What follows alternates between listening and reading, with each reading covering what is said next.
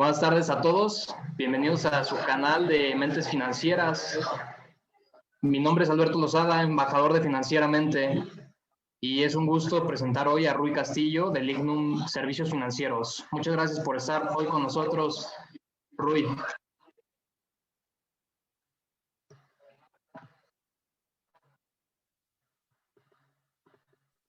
Hola Alberto, buenas noches. Muchísimas gracias por la invitación. Es un gusto estar aquí hoy con ustedes, compartiendo un poquito de lo que hemos aprendido y bueno, espero que aquellos que nos escuchen hoy o los que vean más tarde o en días posteriores este video, pues puedan rescatar algunos conceptos interesantes sobre finanzas personales. Sí. Este video se va a quedar guardado en nuestras redes, lo pueden compartir y ver en el momento en el que ustedes deseen. Rui, ¿por qué no nos cuentas un poquito de Lignum Servicios Financieros? ¿Qué es lo que hacen? ¿Qué tipo de clientes ustedes pueden tener? ¿En dónde están ubicados? ¿Cómo es que podemos conocerlos o gozar de sus servicios? Gracias, Alberto. Bueno, Lignum es la marca que nos representa a un grupo de personas físicas que estamos dedicados a ayudar a, pues, sobre todo personas y familias, ¿no? Desde profesionistas jóvenes como tú, ¿no? Pequeños y medianos empresarios, personas que están ya cercanas a retirarse. La realidad es que tenemos un espectro amplio de clientes con diferentes demografías, por así decirlo, ¿no? No estamos especializados en un nicho. En general, creo que la mayoría pues, son profesionistas y pequeños y medianos empresarios a los que ayudamos con temas de planeación financiera, temas de ahorro, temas de inversión, temas sucesorios, ¿no? Un poquito a tener claridad sobre cómo pueden pues llevar a cabo sus planes financieros y cómo darle un poquito de estructura, ¿no? A todo eso.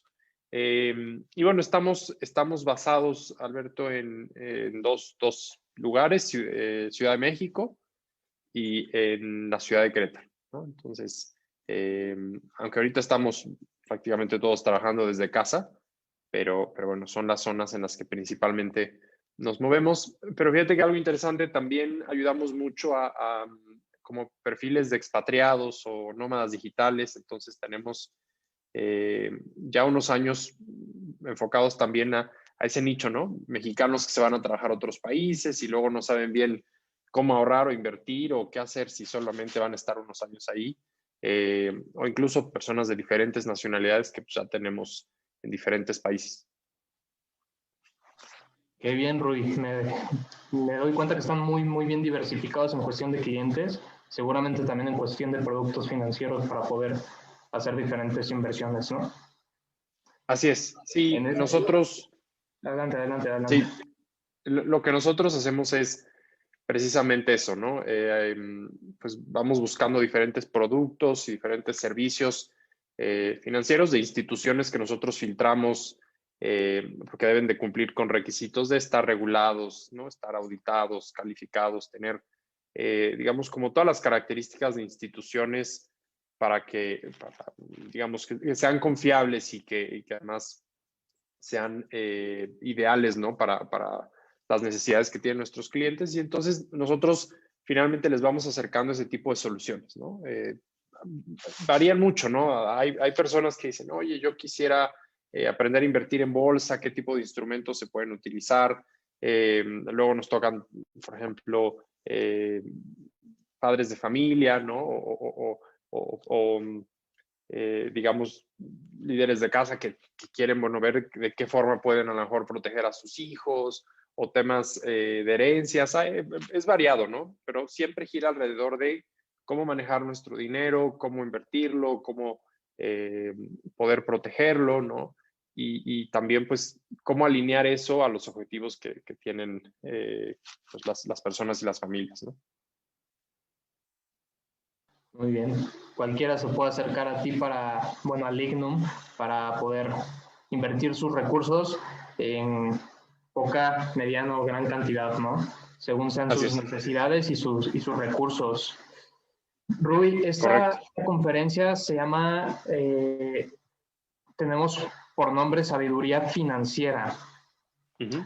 ¿Qué nos puedes platicar tú de sabiduría financiera? Vamos a hablar de cómo manejar nuestros recursos, de cómo evitar que se lo coma la inflación, de cómo evitar que caigamos en malas prácticas financieras. O, ¿qué nos puedes contar tú desde tu expertise de este tema? Padrísimo, Alberto. Pues fíjate que hoy, de hecho, quisiera desviarme un poquito de lo que es más común en las pláticas o en los webinars o en los talleres de finanzas personales, donde muchas veces se repiten los conceptos y se repiten las ideas, ¿no? Y hoy lo que quiero exponer a todos aquellos que amablemente nos están viendo es cómo un poquito cambiar el paradigma, ¿no? Al final, yo siempre le digo a mis clientes, cuando uno ve un estado financiero, es un Excel, ¿no? Donde hay un montón de datos y de información financiera, todo lo que estás viendo ahí, o algo tan sencillo, Alberto, como estas nuevas aplicaciones de celular donde uno puede ir registrando los gastos, ¿no? Y te va armando las gráficas. Te dice que en entretenimiento te gastaste 27%. O sea, al final, lo que nos importa más detrás de eso son las historias, ¿no? Oye, si dice aquí que te gastaste 70% en salidas, bueno, pues, ¿qué está pasando ahí? O sea, hay... de entrada, bueno, pues estamos en pandemia, no debería salir tanto, ¿no? ¿Qué está pasando? ¿Por qué un porcentaje tan alto de tus egresos se está yendo en un rubro como eso, ¿no? ¿Y cómo está impactando eso a tu capacidad de construir un mejor futuro financiero?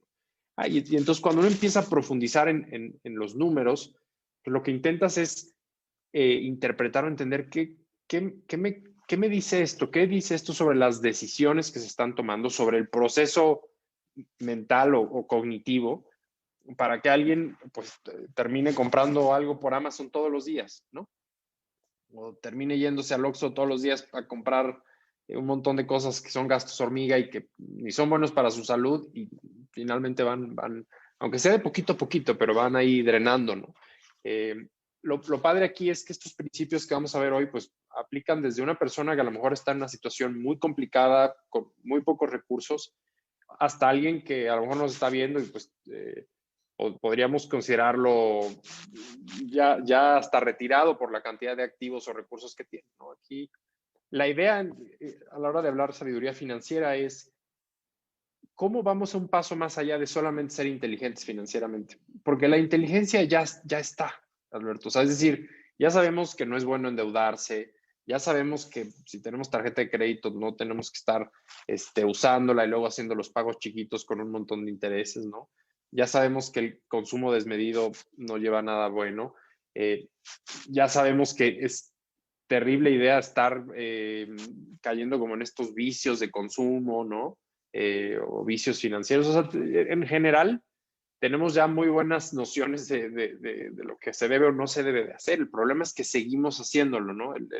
Es como fumar o algunos otros ejemplos que muchos pensarán. Sabemos que no se debe hacer, sabemos que no es, digo, salvo que lo que yo quiera es deteriorar mi salud y acabarme más rápidamente, pues sabemos que no conviene hacerlo, ¿no? Pero ¿por qué seguimos cayendo en esos malos hábitos o en esas malas acciones o como queramos llamarlo, ¿no? Entonces, lo mismo aplica al tema de finanzas, ¿no? Yo ya me encuentro por ejemplo, ahora hay un montón de youtubers y de influencers que son personalidades muy jóvenes ya, que invierten en bolsa y han estudiado un montón y son muy sofisticados en cosas de invertir en criptomonedas y la cantidad de información que ya tenemos es abrumadora, ¿no? O sea, alguien se dedica durante unas semanas a estudiar y leer y te vuelves experto de la cantidad de información que puedes leer, ¿no? Entonces, podríamos decir que ya somos muy inteligentes, pero la sabiduría va un paso más allá, porque no solamente tener el conocimiento, sino es saber aplicarlo, ¿no? Y entonces es poder de alguna forma tener más claridad de qué es lo que queremos en la vida y de qué forma tenemos que tomar decisiones pues, para llegar a aquello que realmente es importante para nosotros, ¿no? Muy bien, entonces hablas de una combinación entre conocimiento y se podría agregar, por ejemplo, pues la experiencia y un poco del llamado feeling, ¿no? De lo que muchas veces hablan, ¿no? O sea, del sentimiento, que es lo que dictan tus sentimientos a la hora de tomar decisiones financieras y sobre todo la experiencia, ¿no? Así es, totalmente. Y eso lo vamos a ver en la presentación. Cuando nos referimos a sabiduría, ya no es solamente tener los datos y la información, es saber llevarlo a la práctica, a lo que tú dices, a la experiencia, ¿no?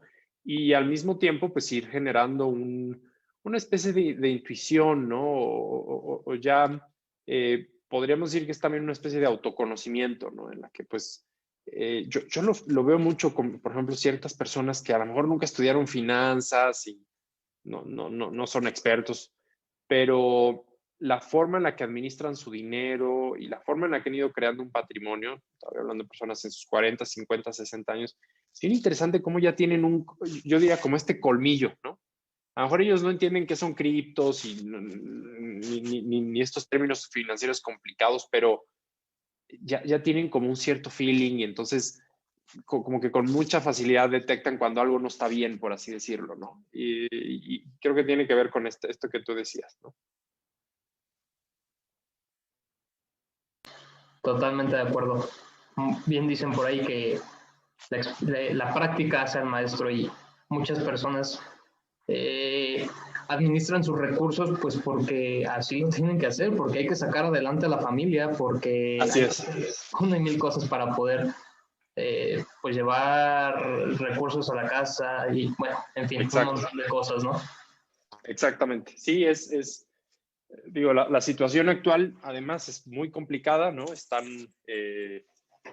las cosas pues muy difíciles desde el punto de vista económico, ¿no? Entonces, pues con más razón, ¿no? Tenemos que, digamos, ir desarrollando estas aptitudes y actitudes financieras, ¿no? Creo que, pues, si empezamos a poner en práctica muchos de estos conceptos, pues nos van a ayudar a tener una mejor vida económica, ¿no?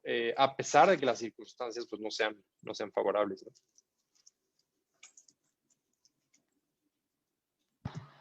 Muy bien, Rui. Vamos a empezar a ver la presentación La que nos tienes presentación, preparada. perfecto. Aquí se las voy platicando. No vamos a hacerlo muy profundo ni muy complicado. La idea es, digamos, una breve exposición de unos 35 minutos, Alberto, y después abrir un espacio a preguntas, dudas, ¿no?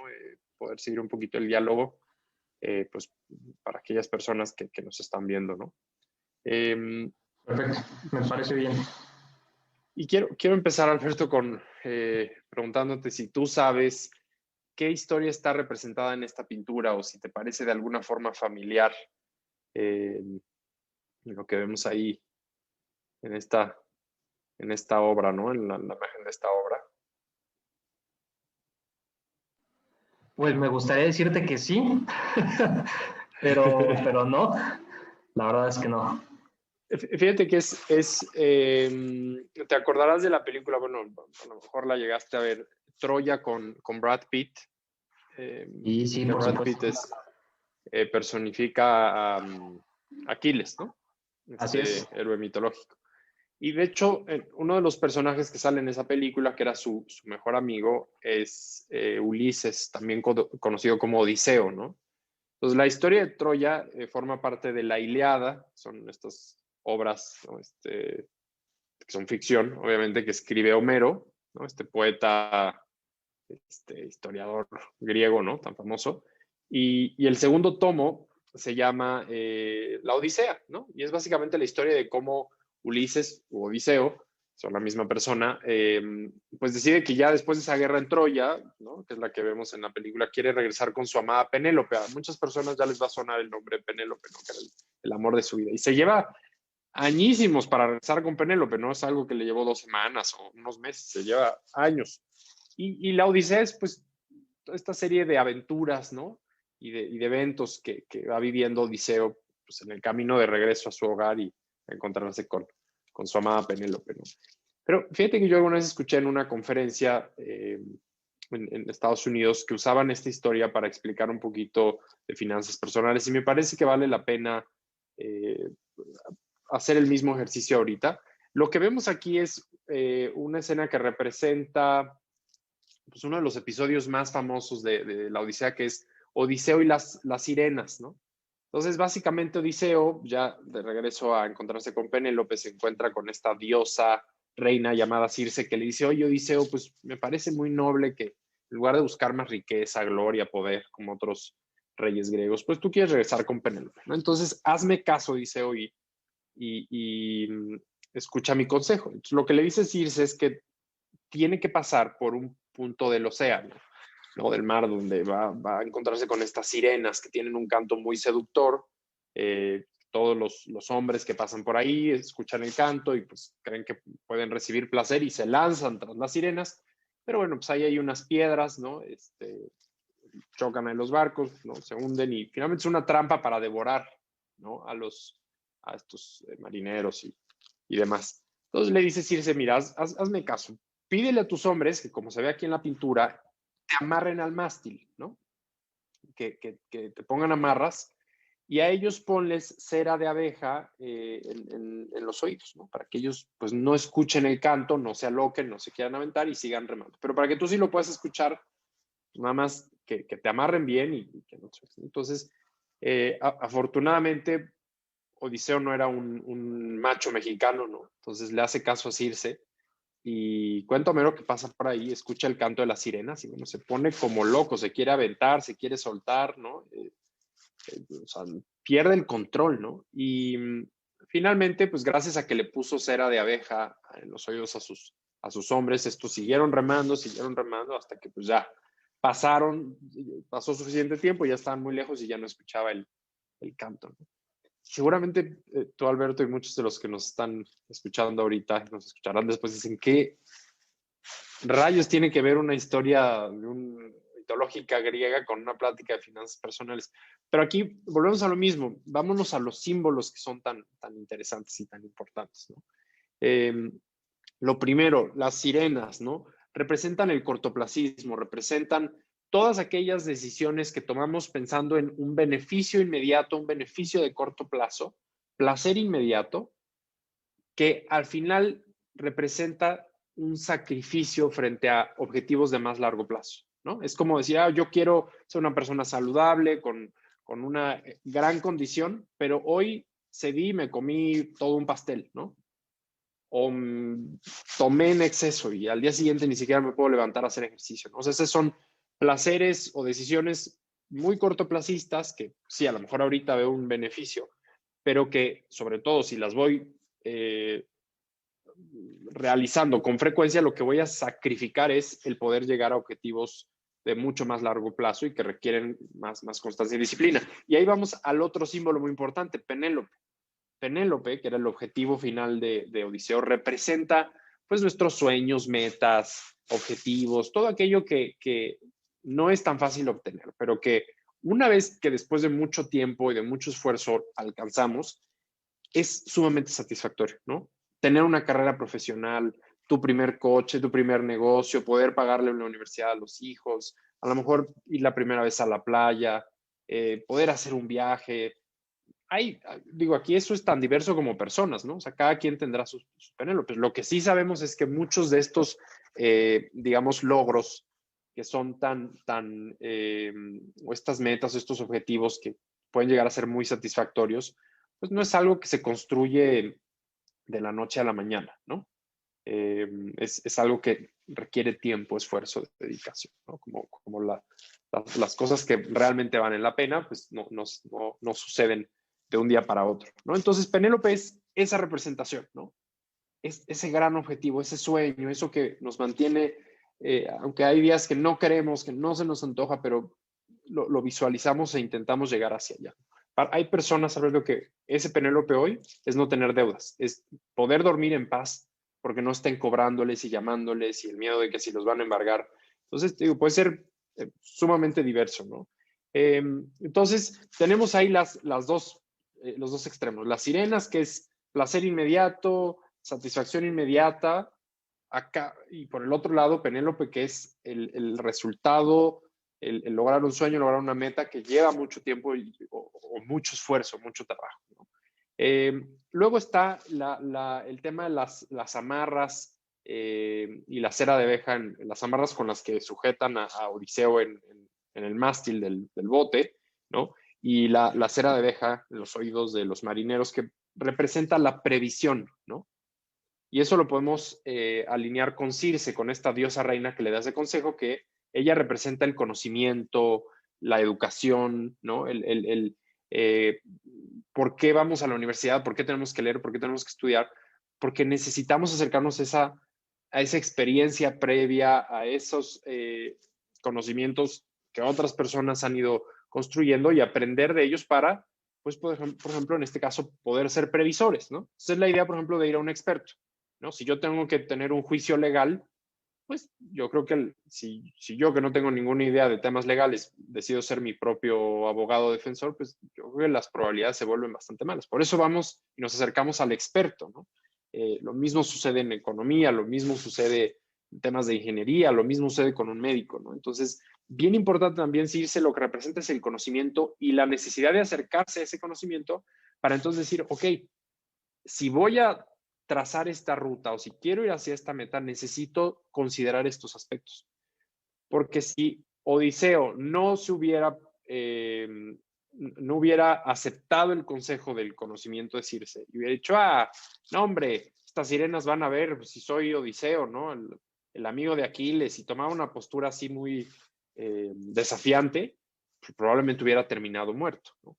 Pero gracias a que tuvo acceso a ese conocimiento y tuvo previsión, no murió, ni él ni sus hombres, ¿no? Entonces, ese son los otros dos símbolos que son muy, muy importantes y los podemos aplicar hoy en nuestras finanzas personales. Necesitamos nuestros Penélopes, necesitamos estos objetivos, estas metas, proyectos que nos dan ilusión, que finalmente nos ayudan a todos los días estar trabajando en pos de algo, ¿no?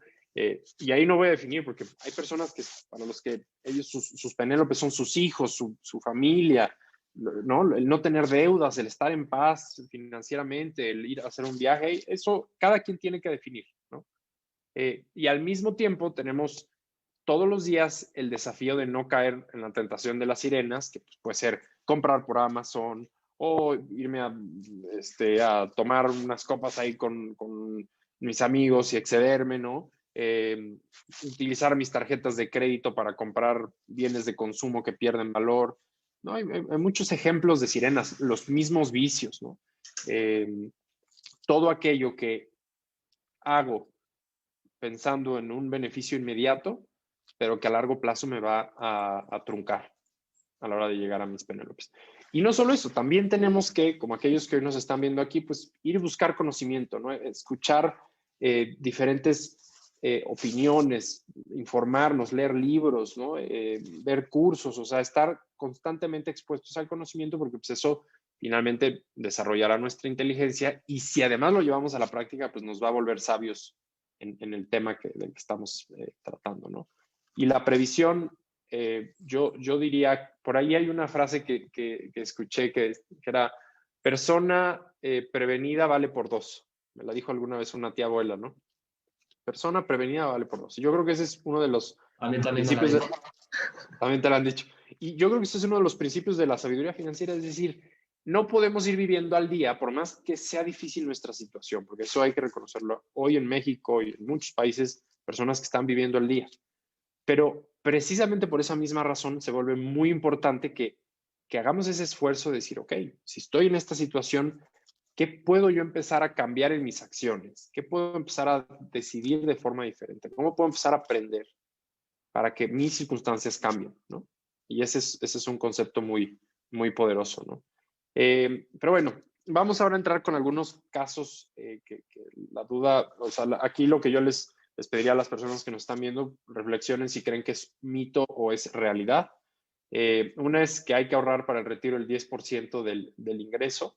Y aquí, Alberto, yo siempre encuentro pues, muchísimas personas que dicen, eso es cierto, hay que ahorrar el 10% del ingreso, me lo decía mi abuelita o lo leí en un libro.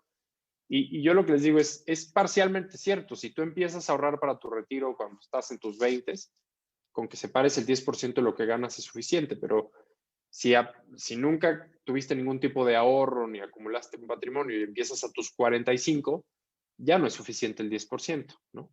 Ya necesitas ahorrar como el 40 o el 50, ¿no? Ya es mucho más grave, ya tienes el tiempo encima, por así decirlo, ¿no? Caso número 2, mito realidad, los bienes raíces son la mejor opción para tener un patrimonio. ¿Tú qué dirías en este caso, Alberto? ¿Te parece un mito o te parece una realidad? Yo te diría que generalmente sí. En efecto, es una buena inversión. Es una de las inversiones que normalmente tienen más rendimientos. Sin embargo, pues ya hemos tenido crisis en este sistema debido a este pensamiento, ¿no? Tuvimos la crisis, el crash fue en el 2009, si no me equivoco, cuando Sí, justamente se tenía esta idea y pues empezamos a comprar y a comprar y a comprar casas hasta que la burbuja pues explotó. Se trataba de una burbuja exactamente. financiera. Entonces, pues al final de cuentas es un buen activo financiero, pero no siempre suben.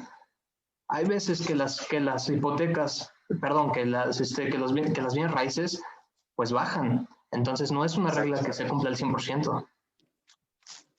Totalmente de acuerdo. Y ese es justo el paradigma que hay que desafiar, más en México, porque el mexicano, eh, los mexicanos tenemos tendencia a decir, pues tierra y ladrillos, no hay nada más seguro, ¿no? Y sobre todo por las décadas que nos tocaron de mucha inflación, ¿no? De estas crisis económicas donde la bolsa colapsaba y se perdían los ahorros. Y entonces como que la idea es, bueno, pues si todo colapsa, pues ahí tienes tu terreno y tus ladrillos, pero pues no quiere decir que sean libres de riesgo, ¿no? Hay que pensar en las zonas ahorita en México, ¿no? En nuestro país que tienen problemas muy, muy graves de inseguridad y que ha habido más gente saliendo de esa ciudad o de esa zona que la que entra, ¿no? O sea, hay un éxodo, entonces, pues ahí hay una gran oferta de bienes raíces y el precio ha ido bajando, ¿no? Entonces, pensemos en, por ejemplo, en la Ciudad de México, en las zonas donde zonas sísmicas, ¿no? Y personas que, por ejemplo, en 2017 tenían propiedades que quedaron dañadas, que ya no se pueden rentar, que no se pueden utilizar ahorita, ¿no? Y que no tienen recursos para arreglarlos, ¿no? Entonces, pues no son activos libres de riesgo y ese es el concepto central aquí, ¿no? Que al final hay que diversificar y cuando uno solo tiene bienes raíces o todo lo quiere poner en un bien raíz, pues está poniendo todos los huevos en una misma canasta, ¿no? Y concentra ahí su riesgo. Y bueno, caso número 3, mito realidad. Esta me encanta. La riqueza personal está en función de los ingresos y los bienes. Yo aquí lo que les digo siempre esto es parcial. En México tenemos tal vez mucho esta influencia norteamericana, ¿no? De considerar que la riqueza, o sea, uno es rico porque gana mucho, ¿no? Y yo creo que esto es falso. Definitivamente uno tiene que buscar tener un ingreso mínimo, ¿no? Para poder, por lo menos, subsistir con cierta dignidad. Ese es uno de los retos que tiene este país, ¿no? Que el grueso de la población ya tenga ingresos mínimos suficientes, ¿no? Pero no es una carrera de a ver quién gana más y no necesariamente a largo plazo aquel que ganó más en salarios o utilidades o honorarios es el que termina siendo más rico. ¿Por qué? Y a mí me encanta contar la historia de personas que yo he conocido que tenían pocos recursos, nunca ganaron mucho, pero a lo largo de los años lo que lograron, Alberto, fue ahorrar un porcentaje de su ingreso. Un día se compraron un terrenito, hicieron un cuartito, rentaban ese cuarto, ¿no? Luego construyeron otro porque siguieron ahorrando. Y cuando uno voltea a ver, dices, wow, esta persona que a lo mejor para un ingeniero o un empresario no gana mucho, pero esta persona ya logró tener un patrimonio que le genera suficiente dinero para mantenerse, aunque sean proporciones pequeñas, aunque no tenga una vida de lujos, ni se pueda comprar un iPhone, ni pueda hacer cosas, pero para el estilo de vida de esa persona ya es independiente, ya puede vivir de sus rentas o lo que le deja su negocito, y entonces para mí eso es una persona rica. Sí, sí me explico, entonces no tiene que ver tanto con cuánto gano, tiene que ver con cuánto ahorro, cuál es mi calidad de vida, cuál es el estilo de vida que tengo, y entonces partiendo de eso, generar un ahorro que se pueda invertir, que se convierta en un patrimonio y un día ese patrimonio me pueda mantener. A lo mejor hay una persona que dice, oye, pues son 8,000, 10,000 pesos al mes y con eso yo ya estoy del otro lado, ¿no? Ya trabajaría por gusto. A lo mejor hay alguien que dice, no, pues yo necesito 10 veces eso. Eso ya es algo particular de cada quien. Pero si hay una persona que gana 10 veces eso, pero todo se lo gasta, todo lo consume, todo tiene deudas, para mí aquella persona que vive con el 10%, ¿no? Pero ya lo genera de otros bienes, ya lo genera de inversiones que hizo, es mucho más rica que el que gana 10 veces más, pero que no podría subsistir más de un par de meses sin su trabajo, ¿no? Entonces, mucho cuidado con este paradigma porque nos encontramos con personas que dicen, no, es que no gano tanto, es que los salarios, que no sé qué, de acuerdo, ¿no? También se necesita un mínimo, ¿no? O sea, este concepto está claro, pero ya que llegamos a ese monto, entonces ya no es tanto una carrera de ganar más, sino de ahorrar más y de poner esos ahorros a trabajar para que un día tengamos un patrimonio que nos dé independencia, ¿no? Entonces, bien importante porque luego creemos que rico es ese que gana mucho o esa persona que está generando muchísimos ingresos o que puede comprarse un coche caro y hay muchas personas muy ricas que no parecen, que a lo mejor tienen coches de 8 años, 10 años o más tiempo, que son muy simples, son muy sencillas, pero cuando volteamos a ver su balance general, tienen un montón de activos, ¿no? Y tienen una gran solidez financiera. Entonces, este es, creo yo, el modelo a seguir, no aquella que tiene el coche carísimo o ropa carísima, ¿no? Eso es realmente cuando es muy evidente en las cosas materiales y en el consumo, el gasto, generalmente quiere decir que en lo que realmente genera riqueza estamos bastante pobres, ¿no? Ahora, ¿qué dicen algunas de las grandes mentes de las finanzas personales pensando en este concepto de la sabiduría financiera? El doctor Wayne W. Dyer dice que cuando recibas tu cheque, es decir, tu nómina, ¿no?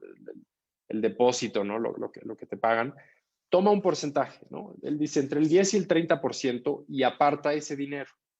Y en un periodo corto de tiempo será suficientemente rico para pues ser financieramente independiente, ¿no? Entonces, aquí el concepto es, si yo durante un tiempo separo un buen porcentaje de mis ingresos y no solo lo dejo ahí debajo del colchón, lo pongo a trabajar, que eso ya veremos en otros seminarios, ¿no? En otras pláticas que haremos por este medio, si lo ponemos a trabajar y a producir, después de un X tiempo va eso a crecer y convertirse en un patrimonio que nos empieza a generar esa libertad económica, ¿no? Esa libertad financiera.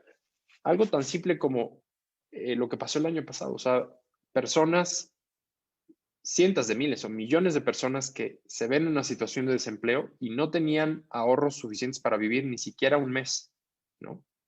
Eso es brutal. Y que sí tuvieron la capacidad en años anteriores de haber hecho un ahorro o un fondo de emergencia.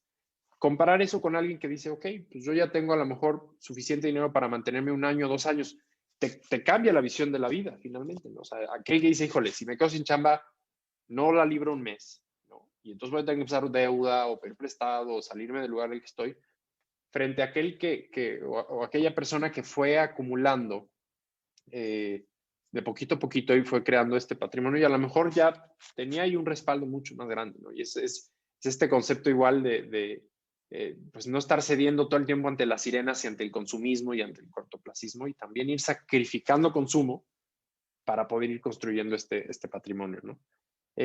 Un concepto bien importante aquí, el ahorro duele, el ahorro es doloroso porque implica sacrificar. Cuando yo estoy ahorrando, eso quiere decir que yo no estoy gastando, ¿no? Si yo gano 100 pesos y ahorro 30, eso implica que solo me gasté 70, ¿no? Y el no haberme gastado esos 30 para, como estamos configurados hoy, con todo el bombardeo y con toda la necesidad de estar consumiendo, pues es doloroso, ¿no? Entonces, aquí lo importante es visualizar lo que hoy sacrifico mi consumo, hoy no gasto, pero ¿por qué? Porque sé que si ese dinero que ahorro lo invierto, después voy a tener para gastar más, voy a tener mucha más solvencia y mucho más tranquilidad financiera, e incluso voy a poder llegar a tener cosas mejores que las que ahorita me alcanzaría con esos 70 pesos, ¿no? Bueno, luego Niels Godfrey,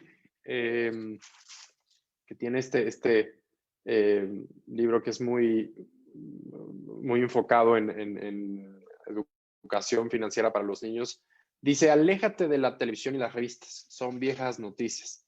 Y si haces caso a las últimas noticias, comprarás a la alza y venderás a la baja, ¿no? Exactamente lo que no debes de hacer. Entonces aquí el concepto es cuando uno va desarrollando esta sabiduría financiera o esta inteligencia financiera, tiene que ser con una visión de mediano y largo plazo, ¿no? Ahorita está impresionante la euforia, por ejemplo, en el tema de las acciones, ¿no? Lo que pasó con GameStop hace unas semanas, las criptos, ¿no? O sea, no me quiero meter ahorita a decir, es que esto es buena o mala decisión. Simplemente lo que vemos es un comportamiento en los mercados financieros como de jugadores, como gente que está apostando, ¿no? Y tiene que ver mucho con las noticias, ¿no? Uno escucha, la acción de GameStop subió 18,000%, entonces el que invirtió hace tantos meses tanto dinero ahorita ya tiene tantos millones, y entonces viene este tema de la ambición y muchas veces uno compra ya allá arriba, viene el colapso y entonces pues sale uno raspado y sangrando, ¿no? Y es bien importante como aprender a distinguir esto, y esto es también una parte importante de la sabiduría financiera, ¿no? Esquemas fraudulentos hay miles, es impresionante, ¿no? Que si flores de abundancia, que si redes de prosperidad, que si, bueno, ahorita nos ha tocado ver muchos modelos, por ejemplo, que no tienen ningún tipo de regulación, donde la idea es invertir en criptos, ¿no? Y entonces invitar a otros a invertir en criptos, y se prometen rendimientos que simple y sencillamente pues no tienen este sentido. No estoy hablando de que yo abra mi wallet, ¿no? Mi cartera electrónica y compre Bitcoin, ¿no? Eso sabiendo los riesgos, lo veo bien, ¿no? Que hay que, aunque sea, invertir un poquito. Me refiero más a estos esquemas donde se garantizan retornos que no tienen sentido, que de verdad es que matemáticamente son imposibles, ¿no? Y que dependen de atraer a otros, ¿no? Es un poquito como son estos famosos esquemas Ponzi. Bien importante tener mucho cuidado con esto, ¿no? Y más ahorita con todas las redes sociales y toda la intercomunicación que tenemos, es muy fácil caer en esto, ¿no? Finalmente, mi favorita, George Kinder, que es este planificador financiero en Estados Unidos, dice: es acerca del significado, no del dinero. Si mi inversión no está real y profundamente atada a lo que creo es más importante en mi vida, entonces la selección de acciones, mi plan inmobiliario, mi plan de retiros, aquí podríamos hablar de qué casa compro, mi Afore, que si invierto en X negocio o no, pues todas estas decisiones se podrían lanzar simplemente por la ventana. Lo que él dice es: no se fijen en el dinero, no lo hagan por el dinero. Realmente esa es una motivación muy vacía. Así, ¿qué los motiva? ¿Cuál es su Penélope? ¿No? ¿Cuál es su Penélope en la vida? ¿Qué los mueve? ¿Qué los motiva? ¿Qué los hace despertarse? Y entonces, cuando tengas eso claro, empiezas a alinear todas tus decisiones financieras a eso. Es una especie como de nihilismo financiero lo que estamos viendo ahorita, porque como yo ya no tengo este propósito claro, yo ya no sé bien a dónde quiero ir. Entonces, cualquier sirena que viene y me canta, voy a caer, ¿no? Pues cómprate esto en Amazon, que compra esto a meses sin intereses, que salgo y pago excesivamente, ¿no? En alcohol o comida, lo que sea, ¿no? O sea, ejemplos hay muchísimos de cómo puede uno tomar muy malas decisiones financieras todos los días, porque como que al final estamos intentando llenar un poquito ese vacío. Digo, yo mismo soy víctima de eso, no me pinto aquí como el santo financiero, ¿no?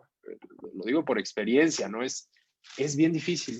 Y cuando no sabes a dónde vas, pues se siente, es esa satisfacción inmediata de me compré esto nuevo, ¿no?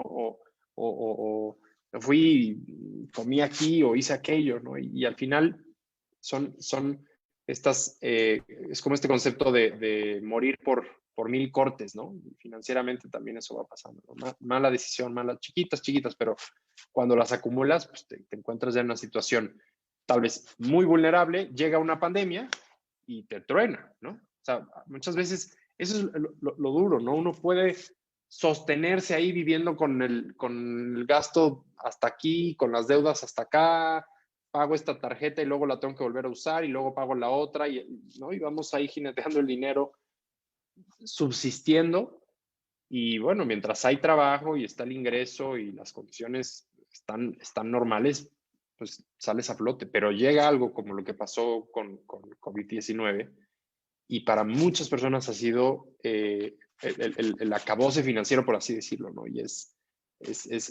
ya enfrentarse a una situación de bancarrota, ¿no? Entonces, bien importante que muchos años antes de que nos encontremos en esta situación, ¿no? Empezamos nosotros a cambiar los paradigmas y empezamos a construir nuestra vida financiera con cimientos sólidos, ¿no? Y empezando con el paradigma correcto, ¿no? Entonces, bueno, definición de riqueza, número de días que se puede sobrevivir sin trabajar físicamente mientras mantienes tu estándar de vida. Entonces, la invitación no es que no trabajemos, pero la idea es, qué padre que llegue el punto en el que tengo un patrimonio que me genera el ingreso que necesito para vivir porque recibo rentas, recibo dividendos, recibo intereses, ¿no? Recibo comisiones. Y si quiero dedicarme a trabajar en algo o a estudiar algo o ser voluntario en algo, aunque eso no me genere mucho dinero, no hay problema, ¿no? Entonces, el concepto de retiro que a mí me gusta es, no, un día voy a dejar de trabajar, yo espero poder ser productivo toda mi vida, ¿no? A mis 90 años, seguir teniendo la capacidad de producir y aportar valor, ¿no? Eso me fascinaría, me encantaría eso. Lo que sí no quiero, Alberto, es tener que estar a mis 80, 90 años, teniendo que forzosamente hacer algo para poder ganar un poco de dinero y tener con qué comer, ¿no? Ese es el concepto clave aquí del retiro, ¿no? Entonces, pues riqueza no es mucho, no son cantidades muy grandes, es tú con el estilo de vida que tienes, con la calidad de vida que te has acostumbrado a tener, cómo logras que un día eso pueda ser pagado con un patrimonio que construiste. A lo mejor para una persona es llegar a tener un par de departamentitos y rentarlos o haber juntado X dinero en su Afore, ¿no? Pero el concepto clave ahí es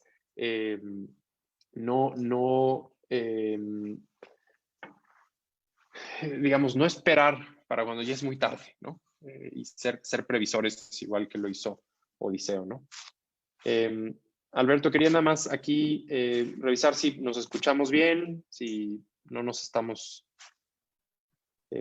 Perfectamente. alentando mucho. Buenísimo. Entonces vamos a... Perfecto. Gracias, Alberto. Entonces, ¿por qué sabiduría y no inteligencia? Porque la inteligencia solamente se queda en entender la información, en saber interpretarla, ¿no? La inteligencia ya es muy común, aunque a veces uno pensaría que no, pero ya somos las generaciones en la historia humana más inteligentes que ha habido. O sea, eso yo creo que está muy claro. Si comparamos hoy al humano promedio con el humano del siglo XVIII, siglo XV, ¿no?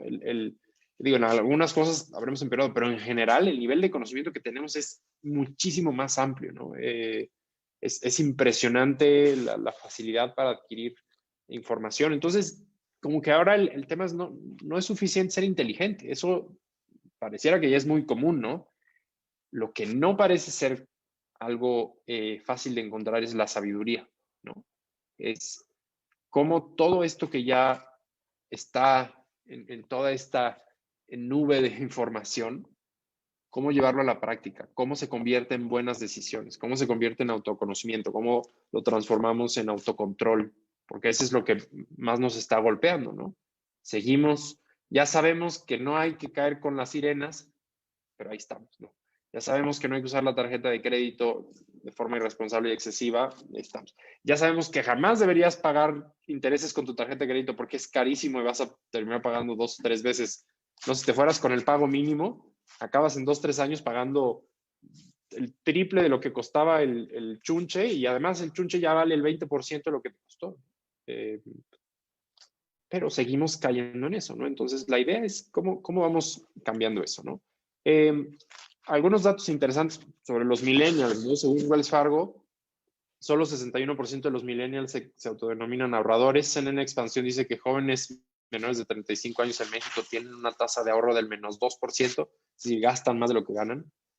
Este doctor John Edmonds del Babson College dice que los millennials están esperando que los que están por encima de ellos laboralmente se retiren o mueran pero bueno, los baby boomers no van a rendirse tan fácilmente, ¿no?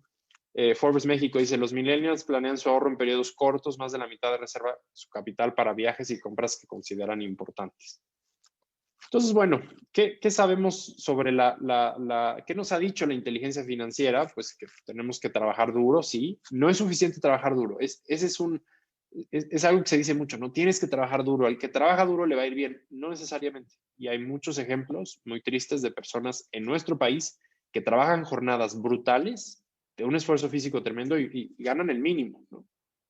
Entonces, viene la otra parte y por eso es bien importante también aprender, educarse, adquirir conocimiento, porque si yo trabajo muy duro, pero hago algo que es sumamente mecánico y fácil de replicar, me van a pagar poco, ¿no? O sea, a lo mejor si yo consigo que en el mismo periodo de tiempo pueda aportar un poquito más de valor, ¿no? Pueda solucionar un problema para alguien, ¿no? O sea, creo que la forma más clara de verlo es vamos a pensar en un neurocirujano, ¿no?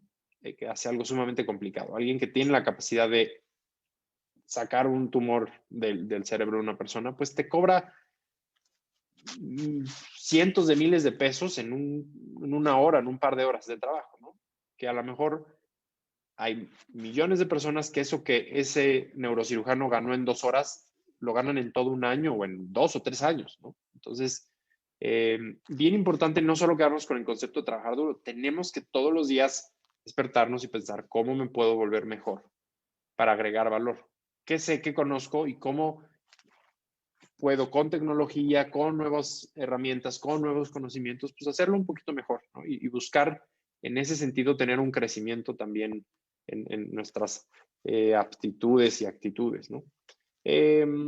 Lo que decíamos hace rato, ¿no? De, oye, pues ahorrar para el retiro el 10%, pues sí, si empiezas joven, ¿no? Pero, por ejemplo, aquí nos dice esta tabla del Boston College que si tú no ahorraste nada y empiezas a los 45 y te quieres jubilar a los 62, tu tasa de ahorro sería del 65%, ¿no? De lo que ganas. Pues se vuelve muy complicado, ¿no? Si ya te jubilas 8 años después, a los 70, pues ya baja la tasa de ahorro al 18, ¿no? Ya son menos años que te tienes que mantener retirado. Pues en México es urgente generar riqueza. ¿De qué va a vivir un país que se está volviendo viejo? Pues sabemos que según la CONSAR, en una encuesta que hicieron hace unos años, 62% de los mexicanos no han planeado su futuro y consideran que Dios les ayudará cuando sean personas mayores. Un 49% creen que sus hijos verán por ellos cuando llegue ese momento, ¿no? Entonces, otro gran problema que tenemos en México y es como esta especie de victimización o que nos cuesta mucho asumir la responsabilidad, ¿no? O sea, esta encuesta lo que me dice es, pues yo no me estoy preparando, no estoy haciendo nada porque Dios verá por mí, ¿no? Entonces le doy la responsabilidad a Dios. O, bueno, pues, si Dios no se ve muy buena onda conmigo, entonces mis hijos, ¿no?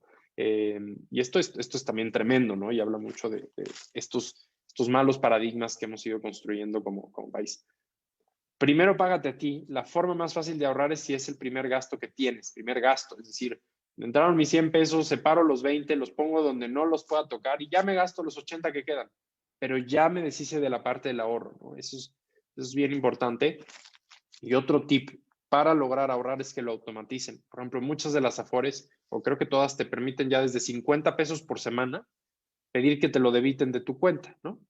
Tú le dices a tu Afore, oye, quiero que cada semana tomes 100 pesos, 200 pesos, y ya no depende de mí. Y es que a veces pareciera que es hasta simplista, ¿no? Pero es impresionante. O sea, con algo como automatizar el ahorro, lo hemos visto en muchos clientes, es que no ahorro, no ahorro, no ahorro. Bueno, pues ahora te van a hacer el cargo a tu tarjeta el día de tu quincena y no hay de otra, ¿no?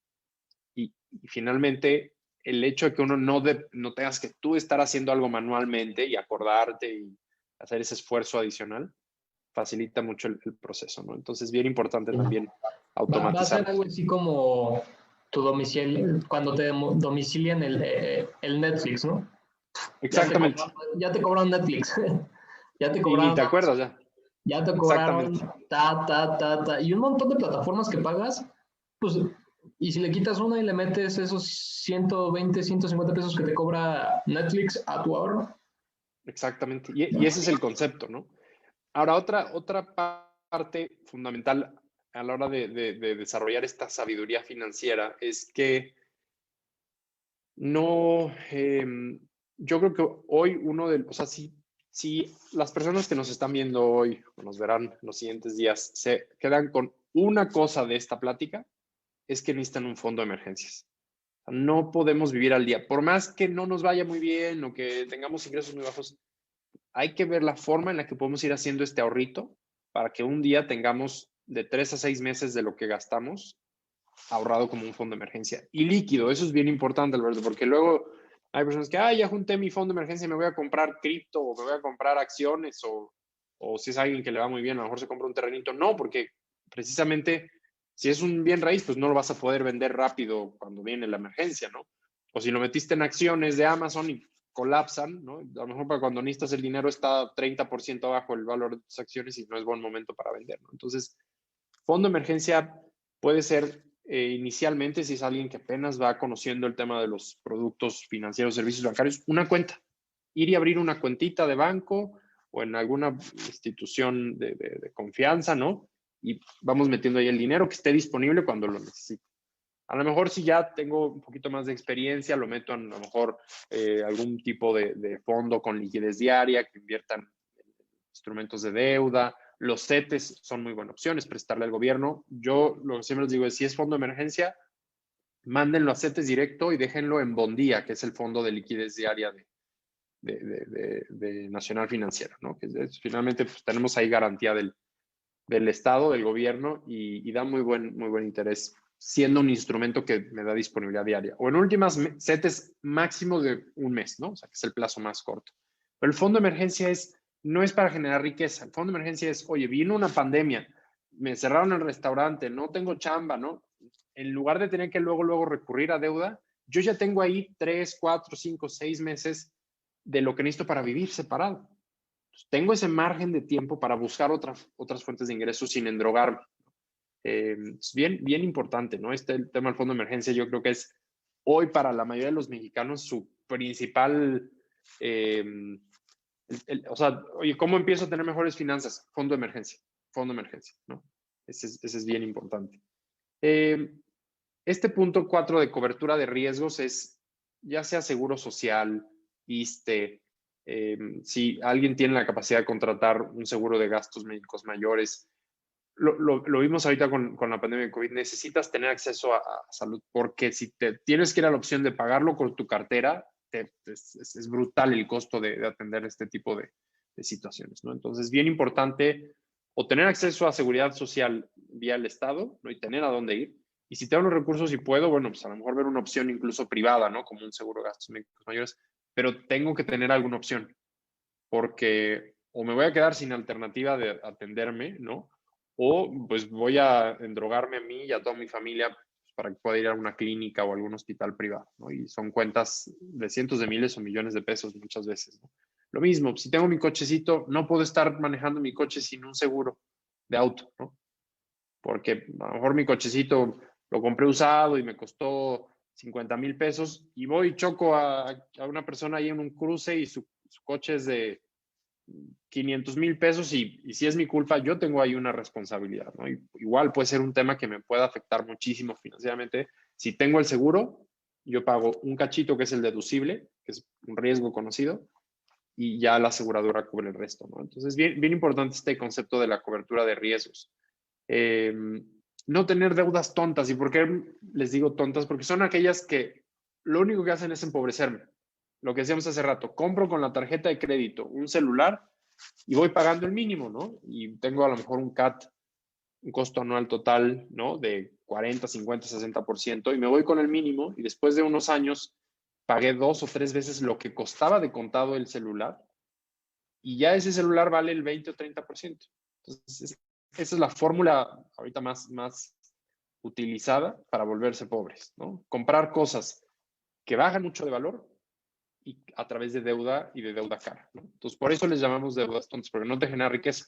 Muy diferente es, por ejemplo, lo que hacen muchas personas, aprovechan su crédito Infonavit para comprar una casa, un departamentito, y lo rentan, ¿no? Y con la renta de ese departamentito, o esa casa se va pagando el crédito Infonavit y se están haciendo de un bien. Ah, bueno, ese es otro tipo, esa sí te va a generar riqueza, ¿no? Esa está muy bien, esa sí hay que estudiarla, hay que entender el tema de los montos, ¿no? Los plazos, el tema del interés, pero ese sí es una forma adecuada de utilizar deudas, ¿no? Bien importante este tema de las deudas. Finalmente, pues, construir riqueza, ¿no? Que es, primero, sacrifico consumo, no me gasto todo lo que gano, voy haciendo un ahorrito, ese ahorrito luego lo necesito invertir, que ya en otra sesión hablaremos más del tema de inversiones, ¿no? ¿Qué opciones hay? Y esa inversión me va a regresar dinero, o sea, va a subir de valor, a lo mejor compré acciones, a lo mejor compré un bien raíz, ¿no? A lo mejor invertí negocio con un familiar o con un amigo, ¿no? Y lo hace bien y le va bien y me empieza a generar esta inversión flujos de regreso, dinero que regresa. Entonces, parte de ese dinero que veo de regreso lo puedo usar para mejorar mi calidad de vida, pero lo ideal también es que parte de eso lo vaya reinvirtiendo para que cada vez mi patrimonio sea mayor, ¿no? Y lograr una especie de interés compuesto, ¿no? Y pues, ¿qué tipos de inversiones hay? Pues bienes raíces, las famosas franquicias, crear mi propio negocio, que es de alto riesgo, ¿no? Ahorita se habla mucho de comprar oro y comprar plata, ¿no? Los activos financieros, que eso va desde el pagaré bancario, las acciones, las afores, ¿no? Fondos de inversión. Hay un montón de alternativas. Eso lo vamos a profundizar más en otra sesión para que estén al pendiente.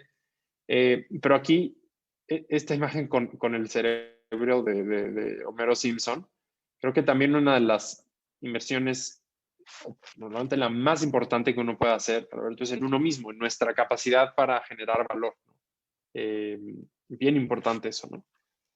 Y bueno, pues también este dibujo que lo saqué lo hizo un niño en Paint, me parece una obra de arte, porque básicamente lo que este niño decía es, bueno, si lo que entra de dinero es mayor a lo que sale, tengo una reserva de emergencia y siempre tengo un excedente que puedo invertir, voy a estar feliz.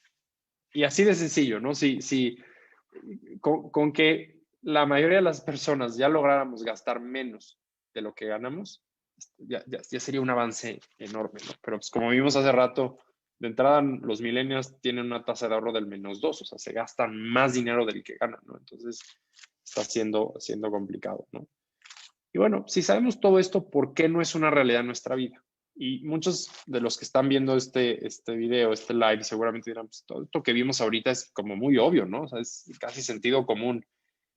¿Por qué es tan raro ver que alguien viva y aplique estos principios, ¿no? Y aquí es donde me quiero ir a esta parte de este conflicto que hay entre la mente racional y la mente emocional, ¿no? Y esto ya habla un poquito más acerca de temas de psicología, ¿no? Pero el concepto aquí, ¿cómo podríamos ir desarrollando algo de sabiduría financiera? Tenemos que entender que por un lado tenemos una mente racional, ¿no? Que es muy, muy numérica, está muy enfocada a los datos, digamos, a la objetividad, ¿no? Sigues por ahí, ¿verdad, Alberto? ¿Sí me escucho bien? Sí, perfectamente. Buenísimo, gracias. Entonces, la mente racional, el símbolo, de acuerdo a los hermanos Heath, es que la mente racional que todos tenemos es como el jinete. Vamos a imaginarnos un jinete que va sobre un caballo, ¿no? Y luego tenemos la mente emocional, que el símbolo que ellos usan para la mente emocional es un elefante. Y entonces lo que ellos dicen es bien interesante, es que cuando la mente racional, que es la que como el jinete dirige hacia dónde hay que ir, imagínense que la mente racional va sobre el elefante, ¿no? Está sobre el elefante y es el jinete. Quiere algo, pero la mente emocional, que es el elefante, no quiere, es tanto más grande la mente emocional, es decir, el elefante es tanto más fuerte, más poderoso, que si el elefante no tiene la motivación y se decide echar, por más que el jinete brinque, grite, haga, no va a lograr que se mueva. Entonces, lo que ellos dicen es muy interesante. Tú necesitas, por un lado, tener claridad para tu mente racional, ¿no? Para el jinete, esta parte de nuestro ser cognitivo que es muy numérico, muy enfocado, ¿no? Mucho más analítico, pues no tenemos que confundirlo, tenemos que darle claridad. Oye, este es mi Penélope, esto es lo que quiero lograr, esto es lo que necesito, este es mi objetivo, estas son mis metas para los siguientes días, semanas, meses, años, ¿no? Tenemos que ayudarlo a saber a dónde va, a darle una dirección, una visión. Pero también tenemos que lograr que la mente emocional quiera ir en esa dirección. Porque si no tenemos la motivación, si nuestras emociones no están alineadas con el objetivo que ya tiene el jinete, pues no lo vamos a lograr, ¿no? Entonces, algunas formas en las que se puede ir generando este movimiento para nuestra mente emocional, para esta parte más irracional de nuestro ser, pues muchas veces tiene que ver con experimentar y convivir ciertas cosas, ¿no? Se habla mucho, por ejemplo, que si uno quiere dejar de fumar, pues una de las formas en las que puede encontrar algo de motivación, o sea, podrías mover al elefante, es ir a ver qué sucede con personas que tienen cáncer de pulmón, ¿no?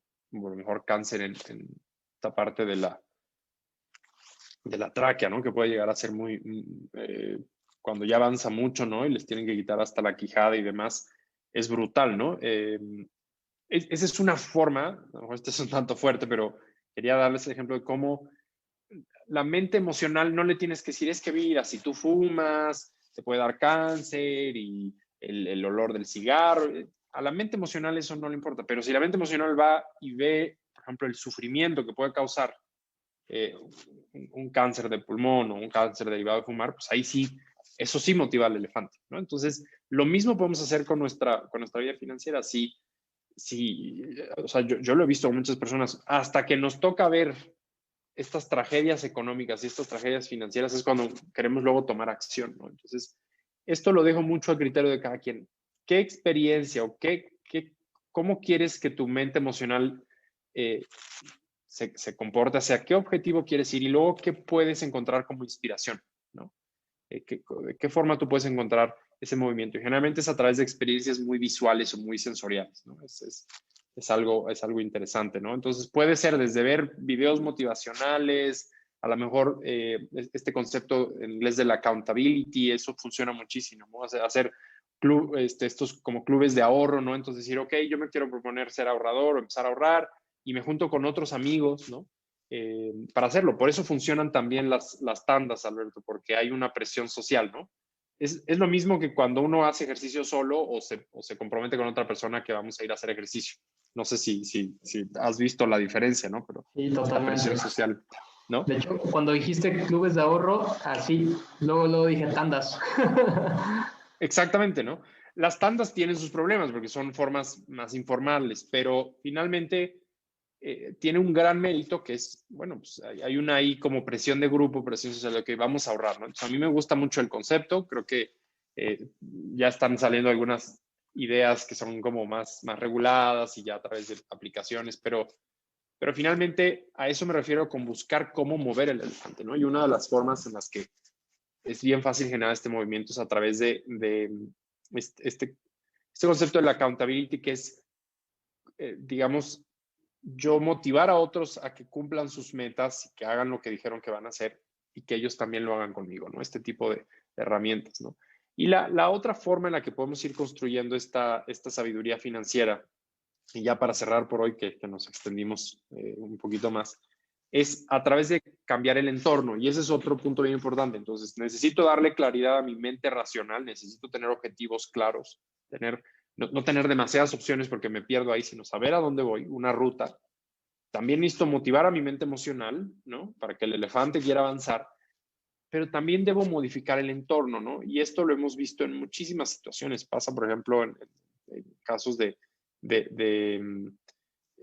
por ejemplo, una historia que leí en el libro de Switch, ¿no? De los hermanos Heath. Ellos decían que muchos de los soldados que se iban a Vietnam, pues era tan dura la realidad que vivían ahí en la guerra que pues, desarrollaban consumos de drogas, pues ya de personas con un problema muy severo, ¿no? Y a tal nivel que digamos, se me fue el nombre en Estados Unidos, lo que sería como la Secretaría de la Defensa, ¿no? De Llegó a la pensar que, sí, digamos, lo equivalente a Secretaría de la Defensa ya, ¿no? Empezó a preocuparse porque dijo, híjole, todos estos soldados que van a regresar a Estados Unidos, pues ya van a ser personas con serios problemas de drogadicción. Pero sucedió algo impresionante. En la gran mayoría de los casos, cuando regresaban a sus hogares, a sus casas, a su entorno, dejaban de consumir. Entonces, lo que esto demostró es que el entorno y las circunstancias son sumamente poderosas, ¿no? Si yo estoy conviviendo con personas que tienen malos hábitos financieros, que son irresponsables, que son fraudulentas, que toman malas decisiones financieras y mi convivencia con ellos es recurrente, pues es muy probable que yo me vea influenciado, ¿no? Entonces, tengo que buscar estar rodeándome de personas que me empujen hacia las metas que quiero y hacer cambios como lo que mencionamos hace ratito de automatizar el ahorro. Ese es un ejemplo de modificar el entorno. Oye, es que siempre se me olvida transferirle no sé, a la plataforma de inversión. Automatízalo, que te lo carguen a tu tarjeta o lo debiten de tu cuenta de nómina, ¿no? Haz cambios en tu entorno para que sea mucho más fácil lograr ese cambio, ¿no? Y bueno, con eso quiero ir terminando hoy, Alberto. Creo que el concepto central hoy de sabiduría financiera es no nos quedemos simplemente con el conocimiento. Eso ya lo tenemos muchos. Está ahí en videos en YouTube, está en blogs, en artículos, en libros. Ya lo sabemos. Mucho de lo que hemos platicado hoy ya es casi, es muy obvio, ¿no? Pero el problema está en que no estamos desarrollando el autoconocimiento y no estamos logrando llevar esto a la práctica. Y creo que el principal paradigma que tenemos que cambiar, y hablo en específico México, es no creer que las circunstancias que estamos viviendo nos van a definir, sino al contrario, empoderarnos y entender que está en nosotros, en nuestra capacidad creativa, en nuestra capacidad de tomar decisiones, de adquirir conocimiento, de desarrollar mayor fortaleza, mayor disciplina, el poder modificar nuestro entorno y salir adelante, ¿no? Porque hoy, tristemente, muchas personas lo que dicen es, hoy estoy mal, hoy estoy viviendo la peor situación financiera de mi vida, porque las circunstancias así están. Y yo soy una víctima de eso. Y si uno se queda en esa idea, en ese paradigma de víctima, pues finalmente es como ya perder la esperanza, ¿no? Porque entonces ya no hay nada que yo pueda hacer para alterarlo, ¿no?